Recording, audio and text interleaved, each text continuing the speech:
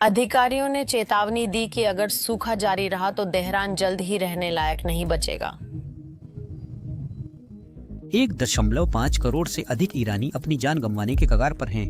और इसका कारण न तो प्रतिबंध हैं और न ही युद्ध, बल्कि इसका कारण यह है कि उनके पास पानी खत्म होता जा रहा है। देश गंभीर जल संकट से लगातार जूझ रहा है। ईरानी राष्ट्रपति ने चेताया कि बारिश कम रही तो राशनिंग के बावजूद तेहरान वासियों को शहर छोड़ना पड़ सकता है। अगर अगले 2 या 3 हफ्तों में बारिश नहीं हुई तो तेहरान को सचमुच खाली कराना पड़ सकता है। मैं कोई बढ़ा चढ़ाकर नहीं कह रहा हूँ। यह बयान खुद ईरानी राष्ट्रपति की ओर से आ रहा है। अब महीनों से ईरानी सरकार इतनी मजबूर हो गई है कि वह किसी भी पड़ोसी देश से जो सुनने को तैयार हो पानी खरीदने की कोशिश कर रही है, फिर भी कोई मदद नहीं कर रहा। देश ने प्रतिबंध, तोड़फोड़ और बड़े विरोध झेले हैं, लेकिन पानी जैसी साधारण चीज ही शायद वह कारण बन जाए जो आखिरकार पूरे सिस्टम को गिरा दे। नवंबर 2025 के मध्य तक तेहरान के जलाशयों का स्तर पिछले 60 वर्षों में सबसे निचले स्तर पर पहुंच गया था। कुछ रिपोर्टों में तो यहां तक कहा गया है कि ईरान के उत्तर पूर्वी शहर मशहद को पानी देने वाले बांधों के जलाशय 3% से भी कम क्षमता पर हैं। अगर पानी की खपत ऐसे ही रही तो ईरान का दूसरा सबसे बड़ा शहर 2 हफ्ते में डे जीरो पर पहुंच सकता है और तेहरान भी करीब है। यह फांसीवादी तानाशाही सरकार जो सब कुछ छुपाती और समस्याओं से इनकार करती है, उसे भी यह मानना पड़ा। पानी के संकट, सूखे और मरुस्थलीकरण की वजह से 80,000 से ज्यादा ईरानी पहले ही विस्थापित हो चुके हैं। जब राष्ट्रपति पाजेस खयान ने जुलाई में चेताया कि 1.5 करोड़ लोग तेहरान छोड़ने को मजबूर हो सकते हैं तो सबको लगा वह बढ़ा चढ़ाकर बोल रहे थे निश्चय। अब वह चेतावनी सच होती दिख रही है। लेकिन असली समस्या सुधारने या कुप्रबंधन मानने के बजाय ईरान के नेताओं ने तय किया कि असली खतरा इस पर बात करने वाले लोग हैं। जब भी विरोध या विद्रोह होता है, सरकार इंटरनेट बंद कर देती है। जब हमने पिछली बार इस संकट के बारे में बात की थी तब ईरान ने पहले ही 31 में से 27 प्रांतों में इंटरनेट एक्सेस बंद कर दिया था। सिर्फ 4 प्रांतों में आंशिक कनेक्टिविटी थी और वो भी स्थिर नहीं थी। इस बीच लाखों ईरानी रोजाना 6 से 12 घंटे बिजली कटौती झेल रहे हैं। कुछ जगहों पर तो बिल्कुल कुछ भी नहीं है, न बिजली, न पानी, न इंटरनेट, कुछ भी नहीं। असल में पिछले 3 महीने सबसे बुरे रहे हैं क्योंकि बिजली कटौती रोजमर्रा की बात बन गई है। सिर्फ तेहरान में ही नहीं बल्कि कम से कम 28 और शहरों में भी यही हाल है। गरीब इलाकों में हाल और भी बुरा है जहां मोहल्ले कई दिन अंधेरे में रहते हैं। देखिए, ईरान की राजधानी जल विद्युत पर निर्भर है, लेकिन जब बांध और नदियां सूख जाती हैं तो बिजली भी सूख जाती है। कोई बैकअप योजना नहीं है। अक्टूबर तक ईरान को प्राकृतिक गैस की कमी थी, अब सर्दी आने वाली है। तो अगर पानी की समस्या जादू से भी हल हो जाए तो हीटिंग नई परेशानी बनती है। लोगों को एक कोने में धकेला जा रहा है जहां उनके पास विकल्प नहीं बचता। हैरानी की बात है कि ईरान दुनिया के सबसे धूपदार देशों में है, जहां हर साल 300 से ज्यादा दिन धूप रहती है। वे चाहें तो सालों पहले सोलर पैनल लगा सकते थे। उन्होंने सोलर फार्म या नवीकरणीय ऊर्जा पर खर्च करने के बजाय अरबों डॉलर मिसाइलें और यूरेनियम संवर्धन में लगा दिए। इस समय सोलर और अन्य नवीकरणीय ऊर्जा स्रोत उनके पूरे राष्ट्रीय ऊर्जा उत्पादन का सिर्फ 0.7% ही है। वो तो लगभग कुछ भी नहीं है। जितना गंभीर ये जल संकट है और दशकों की चेतावनी के बावजूद ईरान अब भी अपनी सेना पर नवीकरणीय जल परियोजनाओं की तुलना में लगभग 7 गुना ज्यादा खर्च करता है। असल में इस्लामी शासन ने बिना ये सोचे व्यवस्था बनाई कि अगर कुछ गलत हुआ तो क्या होगा। कभी भी कोई प्लान बी नहीं था, न पानी के लिए, न बिजली के लिए और न ही सच में किसी और चीज के लिए। उदाहरण के लिए बिजली को ही ले लीजिए। ईरान परमाणु बिजली घरों पर निर्भर नहीं करता, जो शायद अच्छा है। कोई कट्टरपंथी शासन परमाणु चीजों को न संभाले, यही बेहतर है। लेकिन राजनीति से भी आगे परमाणु संयंत्र पानी को बहुत ज्यादा पीते हैं। मैं बात कर रहा हूं सिर्फ ठंडा करने के लिए हर दिन अरबों गैलन पानी की। जो देश अभी पीने का पानी नहीं दे सकता, उसके लिए ये नामुमकिन है। परमाणु रिएक्टरों के बिना भी ईरान के तेल और गैस आधारित थर्मल पावर प्लांट्स को बहुत ज्यादा पानी चाहिए। तो जब पानी खत्म हो गया तो बिजली भी अपने आप ठप हो गई। पानी नहीं होने का मतलब है न बिजली, न सिंचाई, न खेती। बिजली कटते ही फैक्ट्रियां धीमी, नौकरियां खत्म, खाने के दाम बढ़ते हैं और पूरा सिस्टम बिखरने लगता है। मेरा मतलब है, पिछला गर्मी का मौसम इसका सबसे अच्छा उदाहरण था। जून में जब ईरान इजराइल पर सैकड़ों मिसाइलें और रॉकेट दागने में व्यस्त था, उसी समय देश खुद अपनी इतिहास की सबसे भयानक सूखे में से एक से जूझ रहा था। असल में 2025 अब लगातार छठा साल है जब सूखा पड़ा है। हालात इतने खराब हैं कि बिजली बचाने के लिए कई पावर ग्रिड्स बंद करने पड़े। कल्पना करें, लाखों लोग 45 डिग्री सेल्सियस से अधिक गर्मी में बिना बिजली के रेतीले तूफानों और गर्मी की लहरों में फंसे हैं। कुछ जगहों पर तापमान 50 degree Celsius 122 degree freedom units तक पहुंच गया। हर साल ईरान में 1700 से ज्यादा लोगों की मौतें गर्मी से जुड़ी वजहों से दर्ज की जाती हैं। यह उन अन्य जगहों की तुलना में लगभग 5 गुना ज्यादा है जो इसी तरह की चरम गर्मी का सामना करती हैं। साल दर साल ईरान रहने लायक जगह कम होता जा रहा है। अब जब पानी की कमी चरम पर है, 2025 सच में निर्णायक मोड़ हो सकता है। सिर्फ तेहरान ही नहीं, कई अन्य प्रांत भी हैं। फिलहाल ईरान पूरी तरह कुदरत की दया पर है। लेक उर्मिया का पतन ईरान के गंभीर जल संकट का सबसे प्रतीकात्मक संकेत था। यह झील कभी मध्य पूर्व की सबसे बड़ी खारे पानी की थी, लेकिन अब देखिए, इसने सिर्फ 20 साल में लगभग 95% क्षेत्र खो दिया। लगातार कई सालों की सूखा, इसे पानी देने वाली नदियों पर दर्जनों से ज्यादा बांधों का बनना और बेकार परियोजनाओं के लिए पानी का अंधाधुंध दोहन, इन सब ने इसे पूरी तरह से सुखा दिया। अब वहाँ झील नहीं बल्कि सफेद नमक का मैदान है। जब कोई जल स्रोत, खासकर भूमिगत जल भंडार, खत्म हो जाता है तो उसे वापस लाना लगभग नामुमकिन होता है। वे लौटते न। मैं वीडियो में आगे बात करूंगा। पहले समझते हैं कि ईरान यहाँ तक कैसे पहुंचा, क्योंकि उसके पास शुरू से ज्यादा पानी नहीं था। देश में सालाना लगभग 250 मिमी बारिश होती है, जो वैश्विक औसत का 1/3 है। पुरानी आबादी के लिए ये काफी था, लेकिन फिर भी इतनी कम बारिश के साथ आप सोचेंगे कि सावधानी पूर्वक योजना बनाना पहली प्राथमिकता होगी, लेकिन ऐसा नहीं हुआ। एक सदी तक ईरान के शासक और अभिजात वर्ग बेकार सपनों के पीछे भागे। अब आम ईरानी इसकी कीमत चुका रहे हैं। ईरान के नेता इन चमकदार, दिखावटी विकास परियोजनाओं के प्रति जुनूनी थे, जैसे कि विशाल बांध, जबरन हरित क्रांति और यहाँ तक कि रेगिस्तानों को हरे भरे खेतों में बदलने जैसे जंगली सपनों के बारे में भी सोचते थे। और हाँ, कागज पर यह सब काफी प्रभावशाली लगता है, लेकिन जब आप ईरान की असली भौगोलिक स्थिति को देखते हैं तो इनमें से कोई भी बात समझ में नहीं आती। यह ऐसा है जैसे दुबई में एक स्की रिसोर्ट बनाने की कोशिश करना। हाँ, आप जबरदस्ती इसे बना सकते हैं, लेकिन इसमें जितनी ऊर्जा, पानी और रखरखाव खर्च होता है वो बहुत ही बेहुदा है। हाँ, ईरान ने ऐसा ही किया। शासक स्की रिसोर्ट चाहते थे तो वे देश के लिए चाहे अव्यावहारिक या नुकसानदायक हो, फिर भी कुछ भी कर जाते थे। मोहम्मद रजा पहलवी के शासन में, खासकर 1960-70 के दशक में, वे पूरी तरह अमेरिका की नकल करने के जुनून में थे।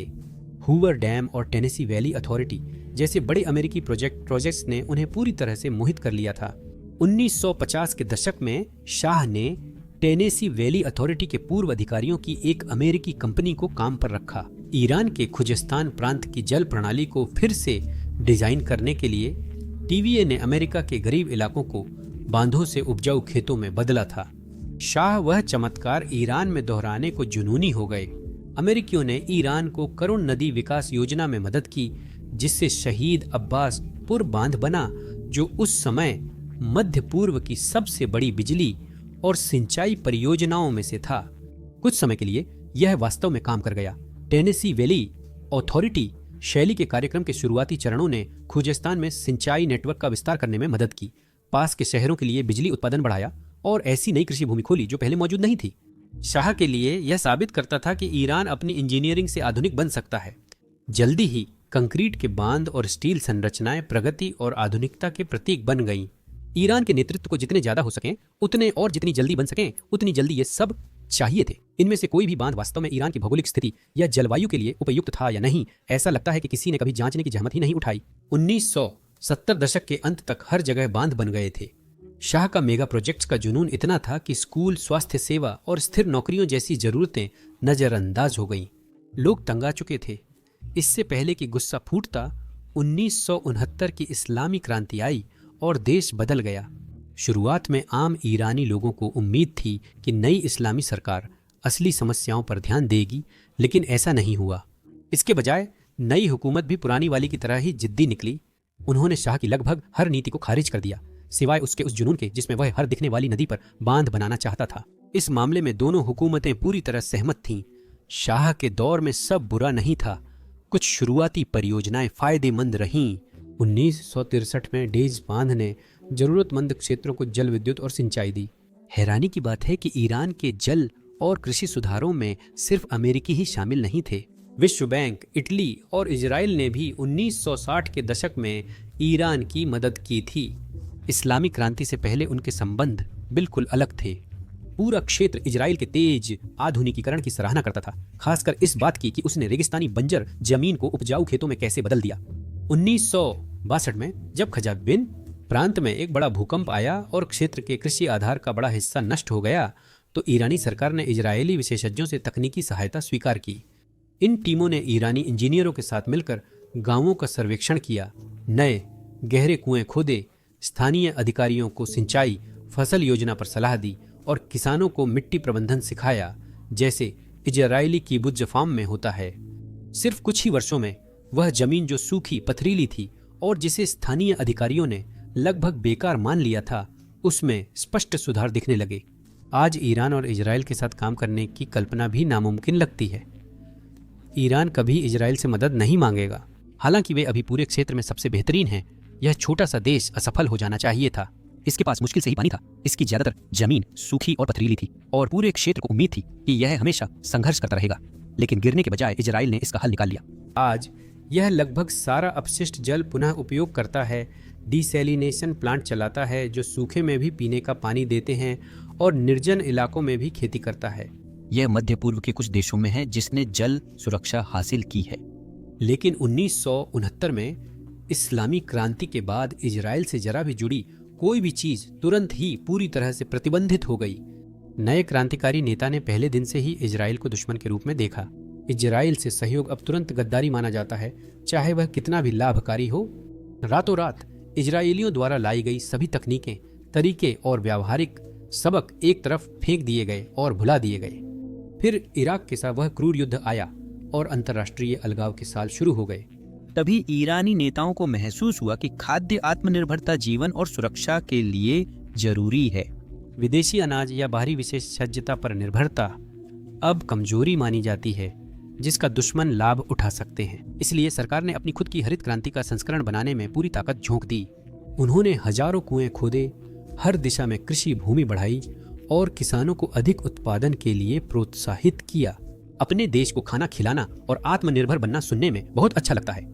जैसे बांध बनाने की होड़ थी, वैसे ही हरित क्रांति भी बिना असली योजना के शुरू हुई। किसानों के लिए न तो कोई प्रशिक्षण था, न ही कोई नियम, न ही दीर्घकालिक जल प्रबंधन और न ही ईरान की नाजुक जलवायु की कोई समझ थी।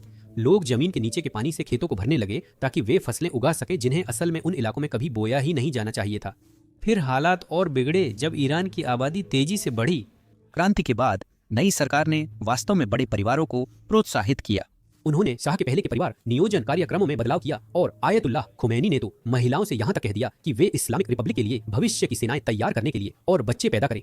1986 में ईरान की जनसंख्या वृद्धि दर 3% सालाना से अधिक थी, जो विश्व में सबसे तेज थी। जनसंख्या 1969 में करीब 34 मिलियन से बढ़कर 2000 में 70 मिलियन और आज लगभग 93 मिलियन है। आपको यह भी ध्यान में रखना चाहिए कि जब यह सब हो रहा था तब ईरान लगातार तेजी से अनगिनत बेकार बांध बनाता जा रहा था।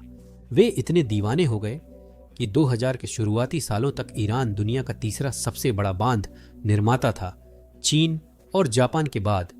राष्ट्रपति हाशेमी रफसंजानी के समय हर 45 दिन में एक नया बांध बनता था। लोग सच में उन्हें निर्माण कमांडर कहने लगे थे। करीब 3 दशकों में ईरान ने 600 से ज्यादा बांध बनाए, यानी हर साल लगभग 20 बांध एक के बाद एक बिना रुके। उनके दिमाग में तर्क शायद कुछ ऐसा था, सारा पानी बड़े जलाशयों में जमा करो, ज्यादा जमीन की सिंचाई करो, ज्यादा फसल उगाओ, ज्यादा बिजली बनाओ, बस सब कुछ हल हो गया। सुनने में आसान लगता है, लेकिन बच्चे और कुछ राजनेता ऐसे ही समस्याएं हल करते हैं। ये असली दुनिया है, कोई कल्पना नहीं। असली दुनिया में बुनियादी विज्ञान को नजरअंदाज करने के गंभीर नतीजे होते हैं। काश उन्होंने किसी ऐसे व्यक्ति की सुनी होती जो सच में प्रकृति समझता है, न कि दिखावा करने वालों की। ईरान ने संयुक्त राज्य अमेरिका की नकल करना चाहा, बिना एक भी रियाल खर्च किए, यह जांचने के लिए कि क्या इनमें से कोई भी चीज वास्तव में पर्यावरण के लिहाज से सही है या नहीं। और अब इसके परिणाम वापस आकर बहुत बुरी तरह से काट रहे हैं। सबसे दुखद बात यह है कि वे गंदे अमीर राजनेता जिन्होंने यह सब बकवास थोपी, वे आसानी से बच निकलेंगे और शानदार जीवन जिएंगे। आम लोगों को वे गलतियों की सजा भुगतनी पड़ती है जो उन्होंने नहीं की। देखिए, ईरान कभी भी अमेरिका या कनाडा जैसा नहीं रहा है। वहाँ नियमित बारिश नहीं होती और वहाँ ऐसी बड़ी नदियाँ नहीं हैं जो पूरे साल तेजी से बहती रहें। ईरान में अधिकतर नदियाँ मौसमी हैं और बारिश सीमित रहती है। तो जब आप पहले से ही नाजुक धाराओं पर बड़े बड़े कंक्रीट के बांध बनाना शुरू कर देते हैं तो नीचे की ओर सब कुछ बिखरने लगता है। पानी जितनी जल्दी भरता है उतनी ही जल्दी वाष्पित होता है। प्राकृतिक प्रवाह रुकता है, भूजल पुनर्भरण थमता है और नदी सूख जाती है। हर नया बांध पारिस्थितिकी तंत्र को ढहाता है, जिससे नीचे के क्षेत्र गर्म, शुष्क और अस्थिर होते जाते हैं। यह समझने के लिए वैज्ञानिक होना जरूरी नहीं कि इसका क्या परिणाम होगा। कुछ वाकई हास्यास्पद मामले भी हैं, जैसे खुजेस्तान प्रांत। 2012 में उन्होंने घोटविन बांध बनाया, जबकि इंजीनियरों को वहां की विशाल नमक परतों की जानकारी पहले से थी। उन्होंने कई बार चेतावनी दी थी कि जलाशय भरते ही नमक घुलकर पानी को खारा बना देगा, जो पीने या खेती के लिए बेकार होगा। लेकिन सब कुछ जानने वाला निर्माण माफिया फिर भी आगे बढ़ गया। उन्होंने बांध बनाया, उसे भर दिया और बूम, पानी सूप से भी ज्यादा खारा हो गया। करोड़ों डॉलर की इंजीनियरिंग ने एक मीठी नदी को विशाल खारे तालाब में बदल दिया। कमाल है ना? और फिर रेगिस्तानों को सिंचित करने के निराशाजनक सपने भी हैं। योजना थी कि बांध का पानी बंजर जमीन में भेजकर रेगिस्तानों को उपजाऊ बनाया जाए, लेकिन रेगिस्तान की मिट्टी कुख्यात रूप से खारी और बेहद प्यासे होती है। पानी डालने पर मिट्टी जल्दी सोख लेती है, पर मोटी नमक की परतें छोड़ती है जो फसलों को धीरे धीरे झर देती हैं। कुछ सालों में किसानों ने बार बार फसलें नाकाम देखीं। आखिरकार उन्होंने सूखी नहरों, जंग लगी मशीनों और बिखरे घरों को छोड़ हार मान ली। इलाके भूतिया कस्बे बन गए। अगर घोटविन डैम जैसी असफल परियोजना को भी फंडिंग और निर्माण मिला तो बाकी सैकड़ों बांधों पर लिए गए फैसले कितने खराब रहे होंगे। सच कहूं तो इसका मुख्य दोष ईरानी सेना और राजनीतिक व्यवस्था की भ्रष्टाचार को है। हर क्षेत्र चाहता था कि उसके पास अपना बांध और मेगा परियोजना हो, बिना सोचे कि नीचे रहने वालों पर क्या असर होगा। स्थानीय अधिकारियों ने जाना कि विशाल स्मारक शाह को प्रभावित करेगा और उनके करियर को बढ़ाएगा, इसलिए सभी ने अपनी ट्रॉफी परियोजना को आगे बढ़ाया। और इस्लामी क्रांति के बाद भी वही मानसिकता बनी रही। ईरान के बांध निर्माण में सबसे बड़ा विजेता खातम अल अंबिया था, जो रिवॉल्यूशनरी गार्ड की निर्माण कंपनी है। पिछले दशकों में यह सैन्य प्रबंधित समूह देश का सबसे शक्तिशाली ठेकेदार बन गया। सरकार ने इसे बिना बोली के सौदों के जरिए अरबों डॉलर की परियोजनाएं सौंपी। सड़कें, सुरंगें, पानी पाइपलाइनें और बांधों की एक पूरी पीढ़ी। IRGC हर नागरिक संस्था से ऊपर होने के कारण खातम को कभी यह साबित नहीं करना पड़ा कि इन मेगा परियोजनाओं का आर्थिक तर्क है या नहीं। अगर गार्ड्स को बांध चाहिए होता तो मिल जाता। किसी ने उस पर सवाल या चुनौती नहीं दी, न ही असली कीमत के बारे में पूछा। नीचे उनके पास वाटर माफिया शब्द भी है। यह सैन्य अधिकारी, राजनेता और ठेकेदारों का नेटवर्क है जो हर बार बांध बनने पर पैसे कमाते हैं। नदी मर रही थी या नहीं, उसे रोक दिया गया। खातम अल अंबिया ने पूरी छूट के साथ काम किया। निगरानी एजेंसियां उन्हें छू भी नहीं सकती थीं, स्थानीय समुदाय उनका मुकाबला नहीं कर सकते थे और पत्रकारों को उनके बजट या पर्यावरण आकलन के पास भी जाने की अनुमति नहीं थी। सिर्फ 2005 से 2011 के बीच ही कंपनी ने लगभग 25 अरब डॉलर के कॉन्ट्रैक्ट हासिल किए। कुछ रिपोर्टों में इसकी परियोजनाओं की कुल कीमत इससे भी ज्यादा बताई गई है, खासकर जब आप उन विशाल जल स्थानांतरण योजनाओं को शामिल करते हैं जिन्हें प्रांतों के पार पानी पंप करने के लिए डिजाइन किया गया था। क्योंकि क्षेत्रीय अधिकारी यह दिखाना चाहते थे कि वे तेहरान को परिणाम दे रहे हैं। कुछ साल पहले स्वतंत्र शोधकर्ताओं ने ईरान के बांध निर्माण की जांच की तो पाया कि सैकड़ों बांधों के आधिकारिक रिकॉर्ड या तो अधूरे थे या अभिलेखागार से गायब थे। कुछ बांधों के पास केवल नाम और तारीख थी, लागत, तकनीकी जानकारी या निगरानी डेटा नहीं था। कुछ मामलों में शोधकर्ताओं को कुछ छोटे मध्यम बांधों के सटीक निर्देशांक नहीं मिले क्योंकि वे किसी आधिकारिक मानचित्रण प्रणाली में नहीं थे। कोई भी अभी नहीं कह सकता कि ईरान ने इन बांधों पर कितना पैसा खर्च किया। शोधकर्ताओं ने उपग्रह चित्रों, लीक झांपनों, प्रांतीय रिपोर्टों और पुराने इंजीनियरिंग दस्तावेजों से डेटा जोड़कर जांच की कोशिश की। रिकॉर्ड रखने की हालत इतनी खराब है, कोई हैरानी नहीं कि देश में नदियां, जलाशय, आर्द्र भूमियां सूख गईं और शहरों में पानी खत्म हो गया। आखिरकार नाराजगी इतनी बड़ी कि सरकार अनदेखी नहीं कर सकी। यहां तक कि हसन उर्कानी, जो सिस्टम में शायद ही कभी विद्रोही रहे, उन्हें भी नुकसान की गंभीरता महसूस होने लगी। जब उन्होंने 2013 में पद संभाला तो उन्होंने सार्वजनिक रूप से सभी नए बांध परियोजनाओं पर तुरंत रोक लगाने की मांग की। यह पहली बार था जब किसी ईरानी राष्ट्रपति ने माना कि देश का विकास मॉडल गलत दिशा में है। अजीब बात है कि अधिकारियों को यह ऐतिहासिक गलती मानने में करीब 3 दशक लगे। फिर भी तब भी ईरान को सैकड़ों बांध बंद करने पड़ते। कुछ अध्ययन मानते हैं कि नुकसान रोकने और पर्यावरण को मौका देने के लिए कम से कम 500 जरूरी हैं, लेकिन फिर भी बांध ईरान के पानी के लंबे समय से चली आ रही कुप्रबंधन की सिर्फ एक कड़ी है। जैसा मैंने कहा था, इस्लामी शासन भी हर कीमत पर खाद्य आत्मनिर्भरता के जुनून में था, तो इन बांधों में जमा की गई लगभग 90% ताजा पानी सीधा कृषि में चला गया। यह तो शायद एक बच्चा भी जानता है कि खेती के लिए बहुत सारा पानी चाहिए, कम से कम पारंपरिक तरीके से तो जरूर चाहिए। लेकिन जो ईरानी किसान अंत में करने लगे वह सामान्य उपयोग से कहीं ज्यादा पागलपन भरा था, क्योंकि उनके तरीके हैरान करने वाले, ढीले और अक्षम थे। और इस 90% ताजे पानी का बहुत बड़ा हिस्सा बस बर्बाद हो गया। देश में सिंचाई दक्षता औसतन सिर्फ 35% है। इसका मतलब है कि खेतों में डाला गया 2/3 पानी वाष्पित या जमीन में समा जाता है फसल तक पहुंचने से पहले। आधुनिक ड्रिप सिंचाई प्रणालियां 90% से अधिक दक्षता आसानी से हासिल करती हैं। ऊपर से खुली नहरों और टूटी पाइपों से पानी ले जाते समय 12% पानी और बर्बाद हो जाता है। मुझे यकीन है कि वे किसान जिन्होंने कभी कहा था कि पानी सिर्फ आने वाली पीढ़ियों के लिए समस्या बनेगा, अब वहीं बैठे खुद को कोस रहे होंगे। आज कई ग्रामीण इलाकों में किसानों को हर साल गहरे कुएं खोदने पड़ते हैं, लेकिन आप कितनी गहराई तक खुदाई कर सकते हैं इसकी भी एक सीमा होती है, क्योंकि एक समय के बाद आपको सिर्फ चट्टान ही मिलेगी। पहले 50 मीटर पर पानी मिल जाता था, अब कुएं एक 50 मीटर या उससे ज्यादा गहरे खोदने पड़ते हैं, वो भी शायद पानी मिले। एक वैज्ञानिक के मुताबिक ईरान ने 50 साल से कम समय में अपने 70% भूमिगत जल भंडार खत्म कर दिए, जिन्हें प्रकृति ने लाखों सालों में बनाया था। और जब आप इतनी लापरवाही से भूमिगत जल निकालते हैं तो जमीन सचमुच धंसने लगती है। तेहरान व जल निकासी वाले क्षेत्रों में भूमि धंसाव अब एक डरावनी सच्चाई है। 2024 के एक अध्ययन में पाया गया कि पूरे देश का लगभग 35% हिस्सा पहले ही धंस चुका है और आगे और भी हिस्से धंस सकते हैं। ईरान में 100 से ज्यादा मैदान धंस चुके हैं, कुछ बहुत ज्यादा धंसे हैं। केरमन प्रांत के कुछ हिस्सों में जमीन हर साल 35 सेंटीमीटर से भी ज्यादा यानी लगभग 14 इंच धंस रही है। यह जमीन धंसने की दर दुनिया में सबसे ज्यादा दरों में से एक है, और वैसे भी यह नुकसान स्थायी है। एक बार एक्विफर ढहने पर उसका भंडारण स्थान हमेशा के लिए खो जाता है। बारिश लौटे तब भी जमीन पानी नहीं रोक पाती। इसी कारण विशेषज्ञ इसे भूजल दिवालियापन कहते हैं, चाहे ईरान बारिश से कुछ साल और निकाल ले। यह धंसती जमीन घर, पुल या पाइपलाइन सब तबाह कर सकती है।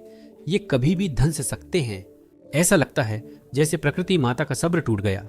दशकों तक एक के बाद एक झटके सहने के बाद ऐसा लगता है जैसे उन्होंने तय कर लिया कि ईरान ने हद पार कर दी है और अब हिसाब चुकता करने का वक्त आ गया है। हीट वेव्स, सूखती नदियां, फेल पावर ग्रिड्स, अब जमीन भी धंस रही है। ऐसा लगता है कि इस देश का हर एक तत्व एक साथ ईरान के खिलाफ जा रहा है। लेकिन जानते हैं सबसे ज्यादा निराशाजनक बात क्या है? हर बात के लिए सरकार दोषी नहीं, कुछ ईरानियों ने भी इस तबाही में योगदान दिया है। सरकार ने सस्ती बिजली और असीमित भूजल दिया, तो कई किसानों ने इसका भरपूर लाभ उठाया। कई लोगों ने खराब इलाकों में गलत समय पर ऐसी फसलें उगाईं जो जमीन की क्षमता से ज्यादा पानी लेती थीं। ऐतिहासिक रूप से लोगों ने हजारों सालों तक जौ, बाजरा और चना जैसी सूखा सहनशील फसलें उगाईं। ये फसलें ईरान की सूखी जलवायु और कनात सिंचाई के अनुकूल थीं, लेकिन 20वीं सदी में सब बदल गया। जैसे जैसे ईरानी खान पान आधुनिक हुआ, सरकार ने अन्य स्वादिष्ट लेकिन पानी की ज्यादा जरूरत वाली फसलों को उगाने के विचार के साथ प्रयोग किया। यहीं से तबाही शुरू हुई। उदाहरण के लिए चावल सबसे ज्यादा पानी मांगने वाली फसलों में है। यह परंपरागत रूप से सिर्फ कैस्पियन सागर के किनारे गीलान और माजंदरान प्रांतों में उगाया जाता था। क्रांति के बाद खासकर 1990-2000 के आत्मनिर्भरता अभियानों में उन प्रांतों में भी धान की खेती शुरू हुई जहां इसका तुक नहीं था। इस्फहान, फार्स, किरमान और सिस्तान, बलूचिस्तान जैसे स्थान पूरे एशिया के सबसे सूखे क्षेत्रों में हैं। किसान उन प्रांतों में खेतों को पानी से भर रहे थे जहां साल में सिर्फ 100-150 मिमी बारिश होती है, क्योंकि सस्ती बिजली और भूजल ने इसे अस्थायी रूप से संभव बनाया। और भी बुरा यह था कि सिस्तान, जो ईरान के सबसे सूखे इलाकों में से एक है, वहां किसानों को वास्तव में तरबूज उगाने के लिए प्रोत्साहित किया गया और कुछ मामलों में उन पर दबाव भी डाला गया। हाँ, तरबूज जैसे नाम ही काफी चेतावनी नहीं था। एक ऐसी फसल जो मूल रूप से पानी है, जो हरे छिलके में लिपटी होती है, उसे किसी तरह ऐसे इलाके में बढ़ावा दिया गया जहां साल भर में मुश्किल से 50 मिलीमीटर बारिश होती है। मिट्टी और मौसम पर निर्भर करता है। सिर्फ 1 किलोग्राम तरबूज उगाने में 200 से 300 लीटर पानी लग सकता है। ऐसी रेगिस्तानी जगह में पूरे खेतों में इन्हें लगाना आत्मघाती था। इन फसलों ने जमीन का पानी जल्दी चूस लिया, कुएं सूख गए और इलाका पर्यावरणीय विनाश के करीब आ गया। आखिरकार उन्हें समझ में आ गया कि यह कितना पागलपन था और उन्होंने इन सूखे इलाकों में धान की खेती पर प्रतिबंध लगाने की घोषणा कर दी। पर यह फैसला 2018 में आया, जबकि नुकसान दशकों पहले हो चुका था। तब तक बड़े इलाकों में लवणता आ गई थी, जलभृत खाली हो गए थे और हजारों किसान परिवार आजीविका गंवा चुके थे। और फिर औद्योगिक क्षेत्र है, जिसने हालात को और भी बदतर बना दिया। आधुनिक और औद्योगिक बनने के लिए सरकार ने ईरान के सबसे सूखे क्षेत्रों में बड़ी स्टील मिलें, रिफाइनरी, पेट्रोकेमिकल कॉम्प्लेक्स और फैक्ट्रियां बनाई। कौन पानी की जरूरत वाली स्टील फैक्ट्रियां इस्फहान, यज़्द या केरमान जैसे इलाकों में लगाता है? ऐसे इलाके जहां पानी मिलना मुश्किल है, वहां भारी उद्योग की कल्पना भी नहीं की जा सकती, लेकिन ईरान ने यह कर दिखाया। इन कारखानों को हर साल लाखों घन मीटर पानी चाहिए, फिर भी इन्हें घटते भूजल भंडारों के ऊपर ही बना दिया गया। तो आगे जो हुआ वो तो होना ही था। उद्योगों ने किसानों से मुकाबला करना शुरू कर दिया। किसान शहरों से मुकाबला करने लगे और हर कोई उसी छोटी घटती पानी की आपूर्ति के लिए एक दूसरे से मुकाबला करने लगा। अब दशकों की अनदेखी के बाद अधिकारी भी मानते हैं कि उद्योग गलत जगह बने थे। यह जीवित रहने की जद्दोजहद बन गई। कुछ फैक्ट्रियां अपना सामान समेटकर तटों पर जाने की बात कर रही हैं, जहां खारे समुद्री पानी को मीठा बनाकर वे जिंदा रह सकती हैं। अरबों डॉलर की फैक्ट्रियों को शिफ्ट करना आसान नहीं। ये दुकान पार ले जाने जैसा नहीं है। इसमें सालों की योजना, इंजीनियरिंग, पैसा और राजनीतिक इच्छा शक्ति चाहिए, जो अब ईरान के पास नहीं बची है।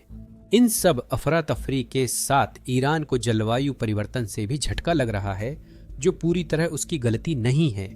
प्रकृति को सीमाओं या राजनीति से फर्क नहीं पड़ता। उस पर दबाव डालने पर वह पलटवार करती है। ईरान की सूखी जलवायु अब और चरम हो गई है। देश का 75% हिस्सा साल भर में 250 मिमी से कम बारिश पाता है। आधिकारिक आंकड़ों के मुताबिक 1990 के बाद से ईरान में हर साल बारिश लगभग 1 मिलीमीटर घट रही है। अब यह कम लगता है, पर 3 दशक में यह 30 मिलीमीटर गिरावट हो जाती है। यह जैसे पूरे महीने की बारिश खो देना। किसान वसंत की बारिश के लिए बेताबी से दुआ करते हैं, लेकिन ज्यादातर बार वह बारिश कभी आती ही नहीं।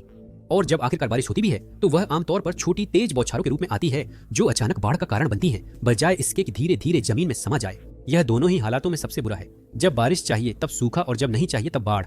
अब उस खतरनाक चक्र को याद कीजिए जिसका मैंने पहले जिक्र किया था। एक प्रणाली विफल होने पर कई अन्य प्रणालियां भी प्रभावित होती हैं। ईरान की गर्मी बढ़ती है, नदियां सिकुड़ जाती हैं, कुएं धंस जाते हैं, फसलें मर जाती हैं, बिजली के ग्रिड ओवरलोड हो जाते हैं, और जलवायु परिवर्तन तो जैसे आग में घी डाल देता है। आप सारा दोष प्रकृति माता पर नहीं डाल सकते। सरकार को दशकों पहले योजना बनानी थी। कई सालों से ईरान कभी भीषण सूखे तो कभी भीषण बाढ़ के बीच झूलता रहा है, कभी कभी तो लगातार 2 मौसमों में ही। और इसी दौरान देश हर गुजरते दशक के साथ और भी ज्यादा गर्म होता जा रहा है।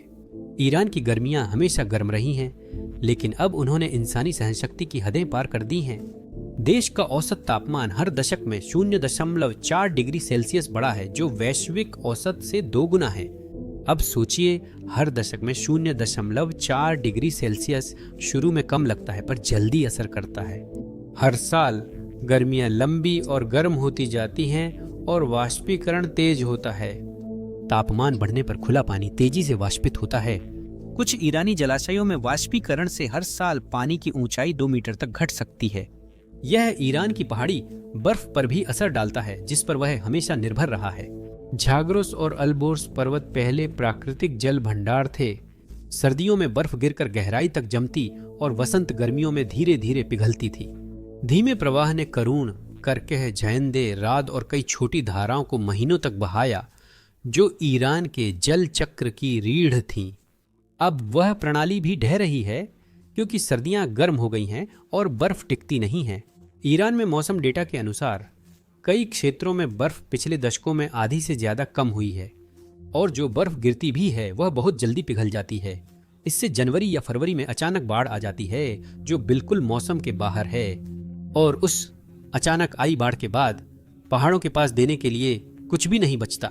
वैज्ञानिकों ने चिताया कि मौजूदा रुझान जारी रहे तो सदी के अंत तक मध्य पूर्व में तापमान करीब 5 डिग्री सेल्सियस बढ़ सकता है।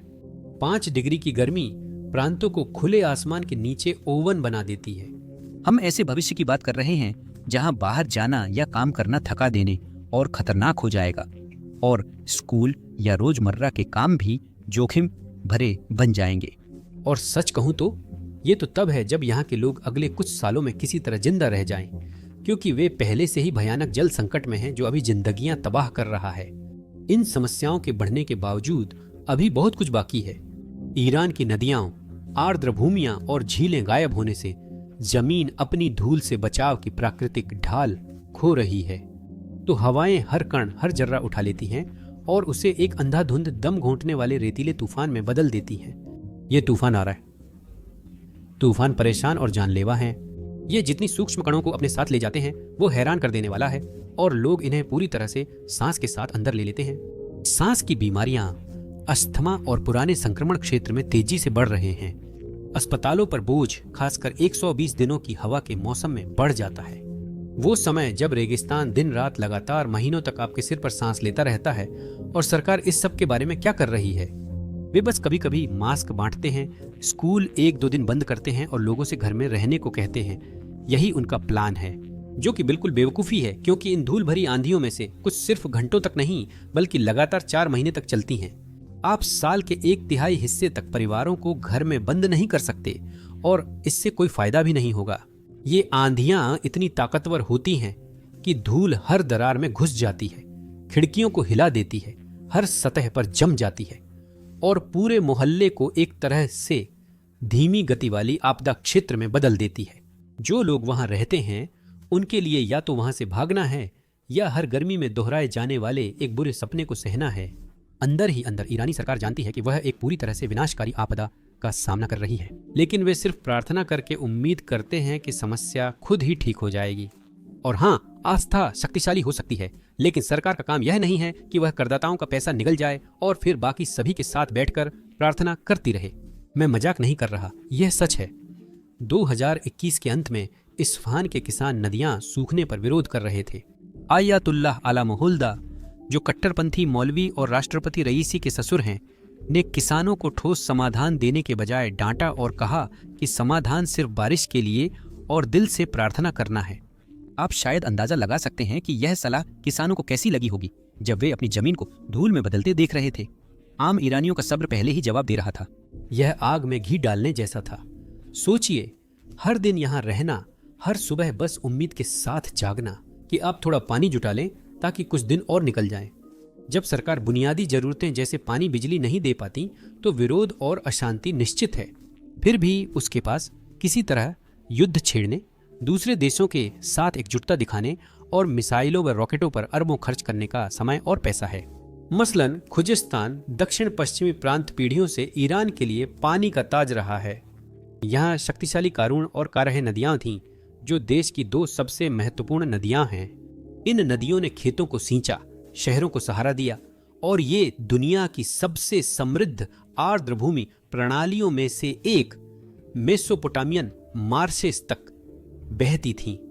दशकों की लापरवाही, अत्यधिक सिंचाई, कुप्रबंधन और सूखे ने नदियों का दम घोंट दिया।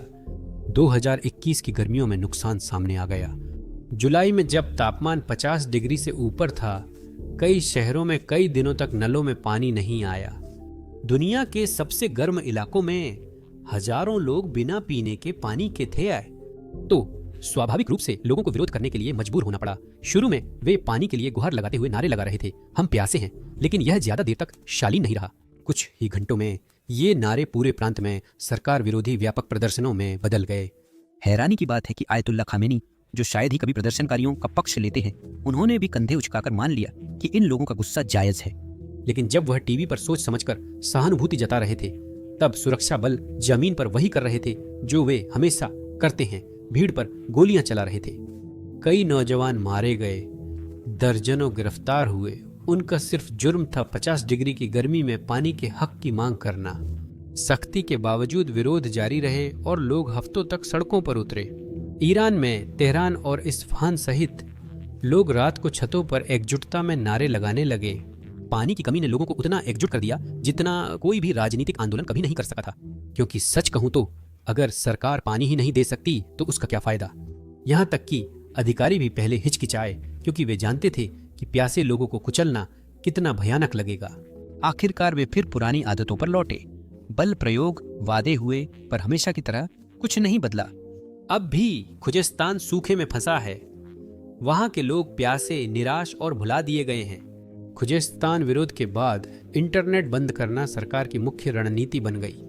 जब भी लोग इकट्ठा होते, अधिकारी इंटरनेट बंद कर देते, कभी एक हफ्ते के लिए तो कभी उससे भी ज्यादा समय के लिए। यह सच छुपाने का उनका तरीका था। कुछ महीनों बाद नवंबर 2021 में इस्फहान में भी विरोध शुरू हुए। इस्फहान सदियों से ईरान की सांस्कृतिक व कृषि धरोहर है। जैंदेरुद नदी खाजू और सियो सेपोल पुलों के नीचे बहती थी, वही खूबसूरत दृश्य जो ईरान गर्व से दिखाता था। लेकिन आज वह नदी सिर्फ धूल से भरी एक फटी हुई गलियारे जैसी रह गई है। उसे सुखा दिया गया है, उसका पानी जरूरत से ज्यादा मोड़ दिया गया है और पाइपों के जरिए दूसरे प्रांतों और उद्योगों में भेज दिया गया है। नीचे के इलाकों के किसान, जिन्होंने पीढ़ियों तक अपने परिवारों का पालन पोषण उसी नदी से किया था, उन्होंने देखा कि वह नदी बस गायब हो गई तो उनका सब्र टूट गया। उन्होंने सूखी नदी किनारे शांतिपूर्ण धरना शुरू किया। पहले केवल किसान खाशू पुल के पास टेंट लगाकर बैठे थे। कुछ ही दिनों में विरोध हजारों तक फैल गया। परिवार, दुकानदार, छात्र सब शामिल हुए।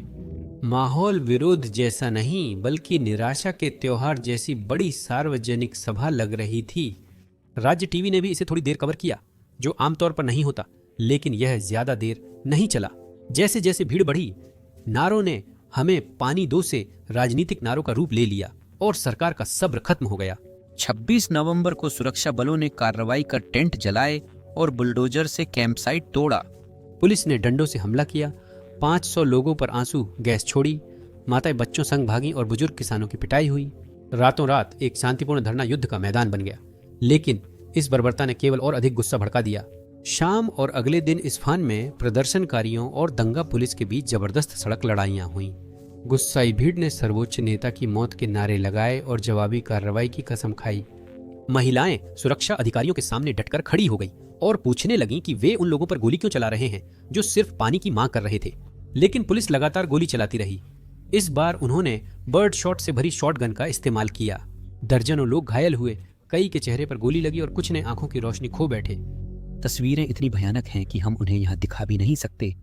कुछ घंटों में खून से सने चेहरों के डरावने वीडियो फैल गए और सरकार ने क्षेत्र में इंटरनेट बंद कर दिया। कुछ ही दिनों में विरोध पूरी तरह दबा दिया गया। अधिकारियों ने पानी लौटाने और नहरें खोलने का वादा किया, पर कुछ ठोस नहीं हुआ। इस्फहान के किसान अब भी इंतजार में हैं और खुजेस्तान प्यासा है। अच्छी बात है कि ये विरोध अब पूरे देश में फैल रहे हैं। आइए समझते हैं कि ईरान के पड़ोसी मदद क्यों नहीं कर रहे, जबकि लाखों जिंदगियां खतरे में हैं। सीधा जवाब है, ईरान ने बहुत सारे रिश्ते खराब कर लिए हैं। अफगानिस्तान और इराक जैसे देशों के साथ उसके संबंध दशकों से तनावपूर्ण रहे हैं। भौगोलिक रूप से ईरान मुश्किल जगह पर है। यह अफगानिस्तान से आने वाली कई नदियों के डाउनस्ट्रीम और इराक में बहने वाली नदियों के अपस्ट्रीम में है। तो जब आपके चारों ओर हर कोई पानी की हर एक बूंद के लिए जी जान से लड़ रहा हो, तो ईरान की तरह बीच में फंसा होना पहले से ही खराब स्थिति को और भी ज्यादा खराब बना देता है। क्योंकि हो सकता है कि आपको दोनों तरफ से मार पड़ जाए। असल में इससे पहले ही कूटनीतिक टकराव हो चुके हैं और यहाँ तक कि गोलीबारी का भी आदान प्रदान हुआ है। सबसे अच्छा उदाहरण हेलमंद नदी है, जिसे ईरानी लोग हेरमंद कहते हैं। यह नदी अफगानिस्तान के पहाड़ों से बहकर सिस्तान बलूचिस्तान के सूखे इलाके में जाती है। सदियों से दोनों समुदाय इसके पानी पर मछली पालन और जीवन यापन के लिए निर्भर थीं। किसे कितना पानी मिलेगा, इस पर बहस काफी पुरानी है। कम से कम 1800 के दशक तक, जब ब्रिटिश अभी भी अफगान मामलों में दखल दे रहे थे, लड़ाई को खत्म करने के लिए दोनों देशों ने आखिरकार 1973 में एक संधि पर हस्ताक्षर किए, जिसमें ईरान को एक निश्चित वार्षिक हिस्सा सुनिश्चित किया गया। तब यह समझौता उचित लगा, पर जल्द ही बेकार हो गया, क्योंकि अफगानिस्तान दशकों तक अराजक रहा। राजनीतिक तख्तापलट, सोवियत आक्रमण, गृह युद्ध, तालिबान और अमेरिकी आक्रमण के बाद तालिबान की वापसी से वह संधि भुला दी गई। आज तालिबान फिर से काबुल पर काबिज है। वे अडिग हैं कि जरूरी पानी किसी भी हाल में नहीं जाने देंगे। उन्होंने कजाकी और कमाखान जैसे बड़े बांध बनाकर सूखा प्रभावित क्षेत्रों के लिए अधिकतम पानी रोक लिया है। उनके लिए यह पूरी तरह से जीवित रहने का सवाल है। अफगानिस्तान खुद भी गंभीर सूखे का सामना कर रहा है और वे यह सुनिश्चित करने की कोशिश कर रहे हैं कि उनके लोगों के पास पर्याप्त पानी हो। लेकिन ईरान में नीचे की ओर इन बांधों ने पहले से ही खराब स्थिति को और भी बदतर बना दिया है। ईरान के लिए 1973 की वह संधि जो हेलमंद के पानी में उसका हिस्सा सुनिश्चित करती है, मानो कभी अस्तित्व में ही नहीं थी। तेहरान अफगानिस्तान पर समझौते का उल्लंघन करने का आरोप लगा रहा है, लेकिन अफगानिस्तान जवाब देता है कि उनके अपने जलाशय लगभग खाली हैं और नीचे की ओर छोड़ने के लिए पर्याप्त पानी बचा ही नहीं है। यह दो हताश देशों की लड़ाई है। दोनों खुद को सही मानते हैं और समझौता करने को आतुर हैं। 2023 तक ईरान का सब्र भी जवाब दे गया था और उसके पास विकल्प भी नहीं बचे थे। वह खोखले वादों से तंग आ चुका था। राष्ट्रपति रईसी ने सार्वजनिक रूप से तालिबान को चेतावनी दी कि वे आखिरकार हेलमंद नदी के पानी में ईरान का कानूनी हिस्सा छोड़ दें, वरना परिणाम भुगतने के लिए तैयार रहें। जवाब में तालिबान ने ईरान को अपनी भाषा संभालने को कहा, जिससे क्षेत्र में तनाव और बढ़ गया। कुछ ही हफ्तों में दोनों तरफ के सैनिकों ने सीमा पर गोलीबारी शुरू कर दी। जब तक धूल बैठी तब तक 2 ईरानी गार्ड और एक तालिबान लड़ाका मारे जा चुके थे। यह वर्षों में ईरान अफगानिस्तान सीमा पर सबसे बुरा संघर्ष था। इसके बाद दोनों पक्षों ने संयुक्त समितियों और भविष्य में सहयोग को लेकर शिष्ट बयान दिए। इस क्षेत्र में हर जल वार्ता की तरह कुछ भी आगे नहीं बढ़ा। ईरान के पास तालिबान पर अविश्वास करने का कारण भी है। 1990 के दशक के अंत में तालिबान के पहले शासन में उन्होंने एक विवाद के दौरान कजाकी डैम के गेट बंद कर दिए, जिससे हेलमंद नदी का प्रवाह ईरान तक रुक गया। रातों रात सिस्तान बलूचिस्तान के हिस्से पानी के बिना रह गए। फसलें सूख गईं, मवेशी गर्मी में मर गए, पूरी आबादी को नुकसान हुआ। ईरानी लोग इसे नहीं भूले हैं। वे जानते हैं कि तालिबान उनके खिलाफ पानी को हथियार बना सकते हैं, जैसे ही यह उनके पक्ष में हो।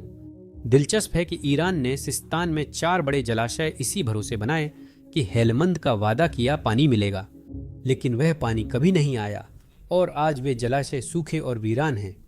अब हर साल गर्मियों में ईरान बेचैनी से इंतजार करता है, क्या अफगानिस्तान पानी छोड़ेगा या फिर ईरान को एक और नाराज प्रतिनिधिमंडल काबुल भेजना पड़ेगा। यह पानी सिस्तान के हजारों लोगों की जीवन रेखा है। तो यह समझने के लिए ज्यादा कल्पना की जरूरत नहीं है कि तनाव कितनी जल्दी असली संघर्ष में बदल सकता है।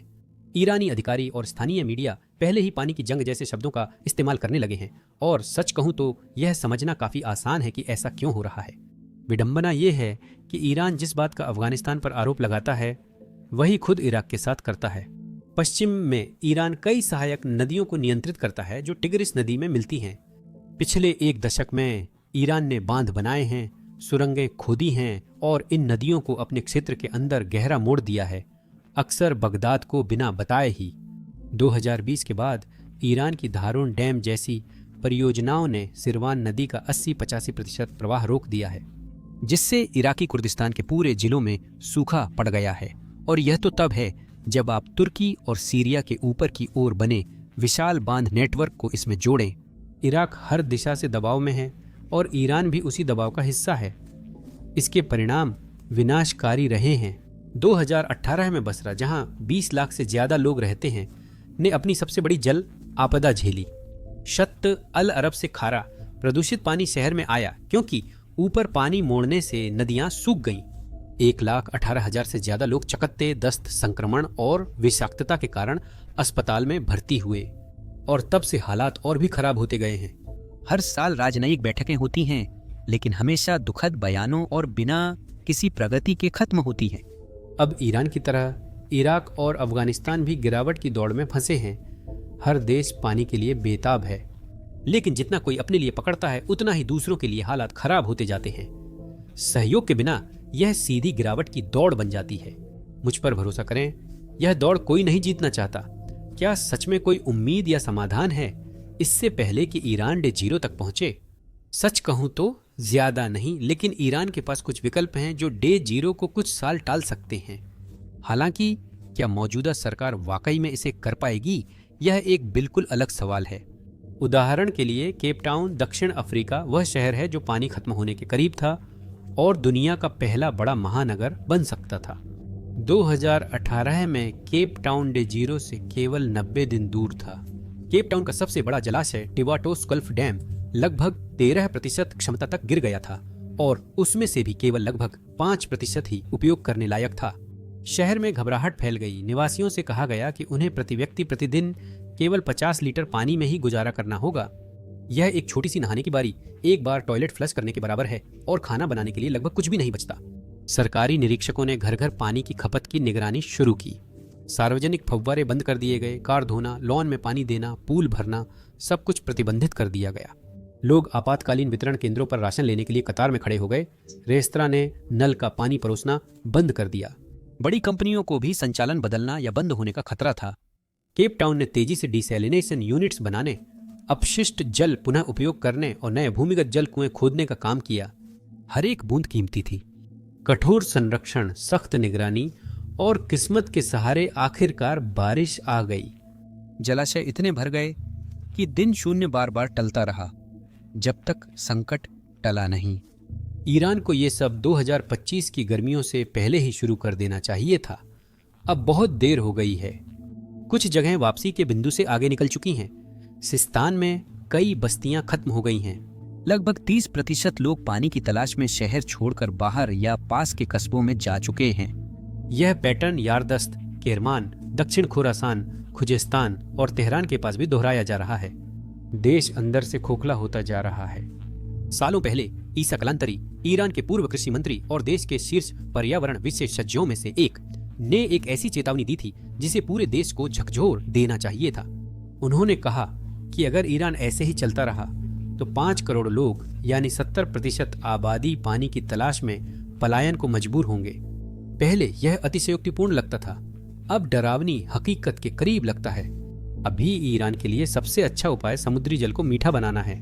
ईरान के पास फारस की खाड़ी और ओमान की खाड़ी तक पहुंच के साथ एक विशाल समुद्री तट है। सऊदी अरब और यूएई पहले ही समुद्री जल को मीठा बनाकर उस पर निर्भर हैं। ईरान भी ऐसा कर सकता था। शासन ने अरबों डॉलर मिसाइलों, मिलिशिया और विदेशी सैन्य अभियानों पर खर्च किए समुद्री जल मीठा बनाने की योजना को नजरअंदाज किया। एक और विकल्प अभी यह है कि पड़ोसी देशों से पानी आयात करने के लिए बातचीत की जाए या फिर अफगानिस्तान को ज्यादा पानी छोड़ने के लिए भुगतान किया जाए। लेकिन वे पुल तो दशकों पहले ही जला दिए गए थे और तब से रिश्ते और भी बिगड़ते ही गए हैं। कोई भी ईरान पर इतना भरोसा नहीं करता कि उसे पानी बेचे, भले ही उनके पास अतिरिक्त पानी हो। लेकिन अगर ईरान डे जीरो तक पहुंच जाए तो करोड़ों लोग कहां जाएंगे? सिर्फ तेहरान से ही 1 करोड़ लोगों को कैसे कहीं और बसाया जाएगा? वे लोग कहां रहेंगे? वे लोग कैसे जिंदा रहेंगे? देखिए, ये लगभग नामुमकिन है। अगर अगले कुछ हफ्तों में तेहरान के जलाशय सच में खाली हो जाते हैं तो सरकार के पास पानी की सेवाएं बंद करने और सख्त राशनिंग लागू करने के अलावा कोई विकल्प नहीं बचेगा। पानी के टैंकर जहां से भी हो सके वहां से लाए जाएंगे, शायद कैस्पियन तट से, शायद आपातकालीन आयात से, या शायद जो भी भूजल बचा है उससे। लेकिन सच तो यह है कि इनमें से कोई भी असली समाधान नहीं है। ये सिर्फ आखिरी वक्त की मरहम पट्टियां हैं। उम्मीद है ईरान के लोग आखिरकार समझ जाएंगे कि उनकी सरकार ने उन्हें कितनी बुरी तरह से नाकाम किया है और वे सच में इसके बारे में कुछ करेंगे। सच कहूं तो अब बस यही उम्मीद बची है कि वे इस आपदा से बचें और पानी का संकट लाखों मासूमों की जान न ले। कुछ उच्च पदस्थ राजनेताओं ने दशकों तक लापरवाही और घमंड में समय बिताया।